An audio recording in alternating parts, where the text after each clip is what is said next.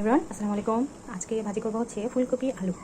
যেন আমি ফুলকপি আলু আর হচ্ছে পেঁয়াজগুলি খুব সুন্দর করে ধুয়ে নিয়েছি। এখন আমি এতে অ্যাড করবো হচ্ছে পেঁয়াজ কুচি। যেহেতু পেঁয়াজগুলি দিয়েছি এই জন্য একটু পেঁয়াজের পরিমাণ একটু কম দিব। দিয়ে দিব 7-8টা কাঁচামরিচ। ঝাল না হলে এই ভাজিটা কিন্তু মজা লাগে না।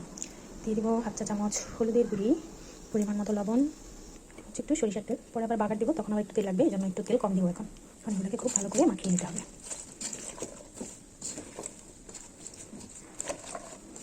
মাখানো হয়ে গিয়েছে। এখন এক করবো হচ্ছে 1/2 কাপ পানি। বেশি পানি দেওয়া যাবে না, সবজি বেশি সিদ্ধ হয়ে গেলে ভালো লাগে না। এখন এটা চুলাটা জ্বালিয়ে দেবো, দিয়ে ঢেকে হাই হিটে রান্না করবো কিছুক্ষণ।